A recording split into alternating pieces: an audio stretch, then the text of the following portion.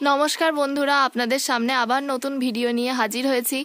তো আজকে আমাদের রেসিপি হচ্ছে, খাবো আপনাদের দেখুন আমাদের কাছে কত ইঁচড় হয়েছে।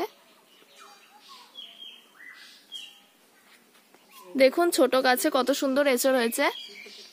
এই দেখুন, এখান থেকে আমরা একটা এঁচড় নিয়ে নেব। এই এঁচড়টা আমরা নেব। দেখুন কত সুন্দর এঁচড় হয়েছে, এঁচড়টা আমরা নিয়ে নেব। দেখুন বন্ধুরা, এঁচড়টা কেটে সিদ্ধ করে নিয়েছি আমরা। আমি যে এঁচড়টা দেখালাম সেই এঁচড়টা কেটে সিদ্ধ করে নিয়েছি। এবার এই এঁচড়টা দিয়েই তৈরি করে নেবো একটা এঁচড়ের পকোড়া, যেটা সন্ধ্যেবেলার খুব ভালো টিফিন। আপনারা বাড়িতে করে খেতে পারেন, খুবই টেস্টি হয় এটা খেতে। এই এঁচড় পকোড়া করতে লাগবে 3টে মাঝারি সাইজের আলু সিদ্ধ করা, একটা টমেটো কাটা, 2টো বাটা আদা বাটা, রসুনের কোয়া বাটা, একটা কাঁচা লঙ্কা, আর লাগবে 100 বেসন। এবার আলুটাকে সুন্দর করে মেখে নেব। আগে থেকেই আলুটা সিদ্ধ করে রেখে দিয়েছিলাম। এতে দিয়ে দেবো অল্প পরিমাণে নুন।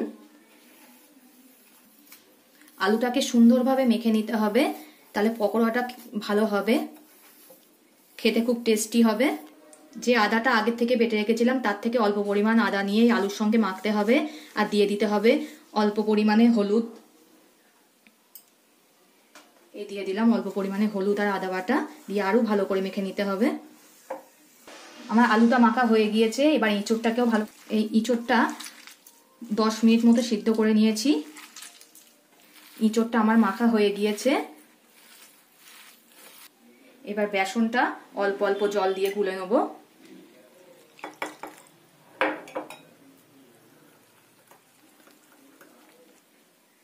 এই বেসনের মধ্যে স্বাদ মতো নুন দিতে হবে অল্প পরিমাণ হলুদ গুঁড়ো, আবার একটু জল দিয়ে দিতে হবে, দিয়ে একটা ঘন ব্যাটার বানিয়ে নিতে হবে। দেখুন আমার ব্যাটারটা ঘন করে করা হয়ে গিয়েছে। এবার গ্যাসটা আমি অন করছি।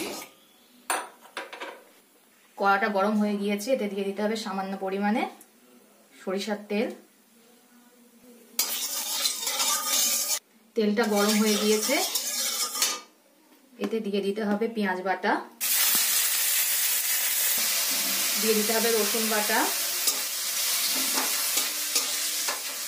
দিয়ে দিতে হবে আদা বাটা। এবার দিয়ে দিতে হবে আগে থেকে মেখে রাখা এঁচড়গুলো।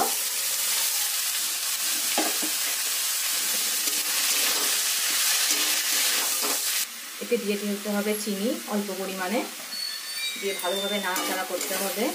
এতে দিয়ে দিতে হবে টমেটো কুচি। আমি এখানে একটা লঙ্কা কুচিয়ে দিচ্ছি, আপনারা আপনাদের স্বাদ মতো দেবেন। দিয়ে ভালোভাবে নাড়াচাড়া করতে হবে যতক্ষণ না ভাজা ভাজা হয়।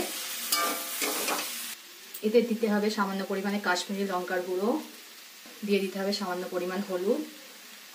এবারও ভালোভাবে নাড়িয়ে নিতে হবে একটু ভাজা ভাজা মতো করে। দেখুন অনেক সুন্দর স্মেল বেরিয়েছে। হ্যাঁ, খুব সুন্দর একটা গন্ধ বেরোচ্ছে। বারবার নাড়িয়ে নেবেন, না তো কড়াইতে লেগে যাবে। এবার আমার এটা হয়ে গিয়েছে। এবার আমি এটা নামিয়ে নেব। এবার আমি এঁচড়টা নামিয়ে রেখেছি, নামিয়ে এবার ঠান্ডা করে নেব। এবারে এটা ঠান্ডা হয়ে গিয়েছে। এই আলুটা অল্প অল্প করে নিয়ে বাটি মতো করে নিতে হবে।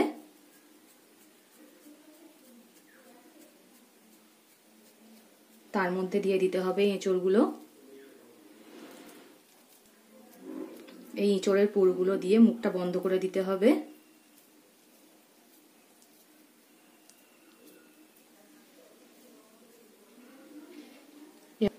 গ্যাসটা অন করে দেবো। কড়াই গরম হয়ে গিয়েছে, এতে দিয়ে দেবো সাদা তেল পরিমাণ মতো। এটা সাদা তেলেই করতে হবে। কড়াইতে সাদা তেল দিয়ে দিয়েছি, সাদা তেলটা গরম হোক। বলগুলো আমার তৈরি হয়ে গিয়েছে। এইবার বেসনটাকে ভালো করে ফাটিয়ে নিতে হবে।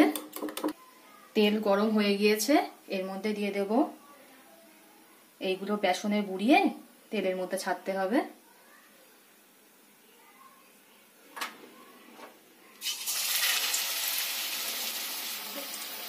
লাল লাল করে ভেজে নিতে হবে।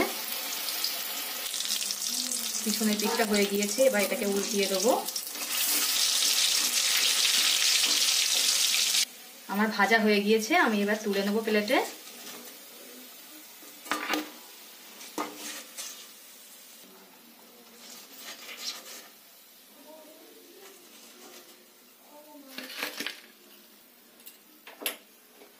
আবারও যেগুলো বানিয়ে রেখেছিলাম সেগুলো দিয়ে দেবো।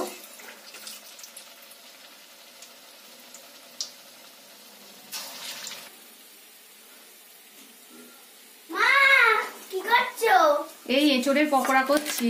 দেখুন আমার ছোট মেয়ে প্রত্যেক থেকে বাড়ি চলে এসছে। এঁচোড় পকোড়া বানাতে দেবে, আমার খুব ভালো লাগে। তোমার খুব ভালো লাগে? হ্যাঁ দেবো তো, তোমাদের জন্যই তো করছি। এই না মানু, তুমি খেয়ে দেখো কেমন হয়েছে।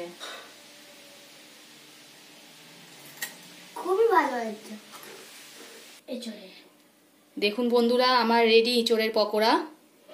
এটা কিন্তু খেতে খুবই টেস্টি হয়, আপনার বাড়িতে বানিয়ে দেখতে পারেন। ভিডিওটা ভালো লাগলে লাইক এবং শেয়ার করে দেবেন এবং কমেন্ট করে জানাবেন আপনাদের মতামত। এগুলোকে আপনারা গরম গরম পরিবেশন করে দিতে পারেন। পরবর্তী ভিডিওতে আপনাদের সঙ্গে আবার দেখা হবে।